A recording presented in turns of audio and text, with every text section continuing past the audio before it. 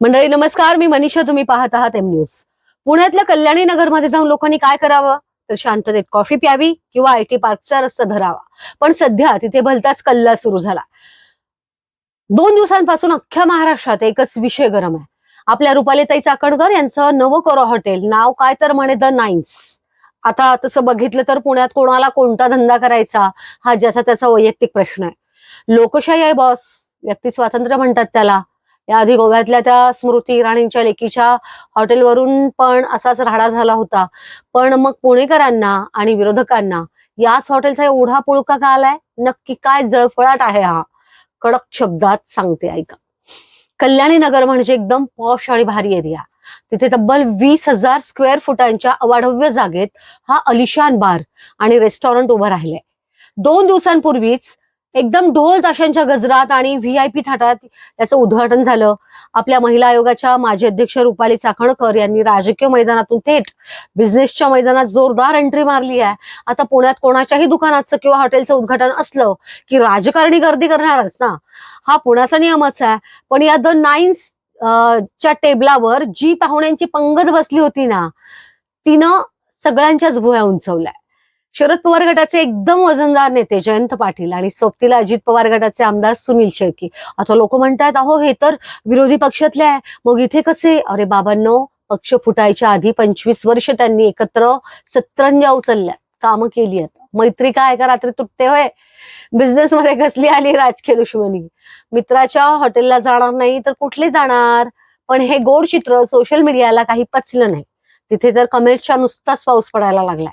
कोणी म्हणतंय अशोक खरात प्रकरणातले डाग पुसायला हा नवीन कारनामा आहे का, तर कोणी थेट विचारतंय महिला आयोगाच्या माजी अध्यक्षांना हा बारसा धंदा शोभतो का. आणि यात तेल उतायला आल्या काँग्रेसच्या संगीता तिवारी. त्यांनी तर थेट फेसबुकवर पोस्ट टाकून ताईंच्या गुंतवणुकीवरच बोट ठेवलंय. संगीता ताईंचा हिशोब एकदम कडक आहे. त्या म्हणतात, कल्याणी नगरमध्ये 20,000 स्क्वेअर फुटांचं हॉटेल उभं करायला आजच्या घडीला कमीत कमी 35 कोटी आणि जास्तीत जास्त 60 ते 70 कोटी रुपये लागतात. मग सामान्य पुणेकरांच्या मनात थेट सवाल येतो की हा कोट्यवधी रुपयांचा माया गोळा करायला कोणता मंतरलेला झाडू मिळाला? वरून संगीताताईंचा असाही दावा आहे की ही जागा भाजपच्या एका माजी आमदाराच्या भावानं भाड्याने दिली आहे. आता पोलीस आणि महसूल विभागाकडून माहिती अधिकारात आरटीआय सगळा कच्चा चिठ्ठा बाहेर काढणार असल्याचं त्यांनी जाहीर केलंय. पण थांबा, पिक्चर इथे संपत नाहीये मंडळी. त्यांनी थेट असा बॉम्ब टाकलाय की मुंबईतून हद्दपार केलेला महेश शेट्टी आणि अंडरवर्ल्डचा जो कोणीतरी मुजावर नावाचा माणूस आहे, या बारमध्ये भागीदारीत आहे. आता या संपूर्ण नाटकात एक भलताच राजकीय ट्विस्ट आहे.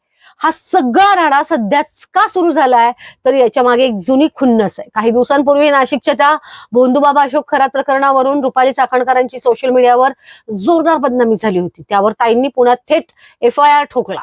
पोलिसांनी पण पुणेरी स्टाईलनं दणक्यात कारवाई करत सुषमा अंधारे, रुपाली ठोंबरे पाटील, दीपाली सय्यद, संगीता तिवारी आणि आशा मिर्गे यांच्यासह तब्बल 19 जणांवर गुन्हे दाखल केले. या कारवाईमुळे विरोधक पुरते बिथरलेत. रुपाली ठोंबरे यांनी जरी हॉटेलवर थेट आक्षेप घेतला नसला तरी त्यांनी चाकणकरांवर जळजळीत वार केलाय. त्या म्हणतात, मागच्या 6 महिन्यांपासून कुठे झोपला होता? आत्ताच अब्रू आणि लज्जा कशी काय जागी झाली तुमची? तसंही पुण्याच्या राजकारणात रुपाली विरुद्ध रुपाली हा सामना आधीपासूनच गाजतोय. महिला आयोगाचं अध्यक्षपद असो वा पक्षातील ताकद, या दोघींमध्ये नेहमीच विस्तव जात नाहीये. विरोधकांवर कायदेशीर कारवाईचा फास आवळल्यामुळे ते बॅकफुटवर गेले होते. म्हणूनच आता या द नाईन्स वारचा मुद्दा उकरून काढून चाकणकरांना पुन्हा एकदा कोंडीत पकडायचा हा डाव आहे का, असा प्रश्न विचारला जातोय. पण अगदी निष्पक्षपणे सांगायचं तर भारतात कुठल्याही नेत्याला कायद्याच्या चौकटीत राहून धंदा करायचा पूर्ण अधिकार आहे. स्मृती इराणींच्या मुलीचं हॉटेल असो की इतर नेत्यांचे साखर कारखाने आणि शिक्षण संस्था, बिझनेस सगळेच करतात. आता राहिला प्रश्न त्या 35 कोटींच्या आकड्याचा, तर तो सध्या तरी फक्त हवेत फेकला गेलेला राजकीय आरोप आहे. खरं सत्य काय? भागीदारी कोणाची आणि जागा भाड्याची की मालकीची, याचा कोणताही सरकारी किंवा आर्थिक कागदपत्र अजून समोर आलेलं नाहीये. ज्याला शंका आहे तो RTI टाकून माहिती काढायला मोकळा आहेच की. रुपाली चाकणकर यांनी आधीच्या बदनामीच्या आरोपांना थेट पोलीस केस करून कायदेशीर उत्तर दिलं होतं. आता या बारच्या आणि अंडरवर्ल्डच्या पार्टनर्सच्या आरोपांना त्या कायदेशीर उत्तर देणार की पत्रकार परिषद घेऊन सगळ्यांसमोर स्पष्टीकरण देणार, याकडे आता सगळ्या पुणेकरांचं लक्ष लागलंय. तुम्हाला काय वाटतंय? महिला नेत्यानं बार उघडला म्हणून हा एवढा कल्ला केला जातोय की यात खरंच काहीतरी काळबेरा आहे? खाली कमेंट करून तुमचं मत नक्कीच सांगा. आणि राजकारणातला हा कल्ला आवडला असेल तर आपल्या एम न्यूज या चॅनलला सबस्क्राईब करायला विसरू नका. नमस्कार.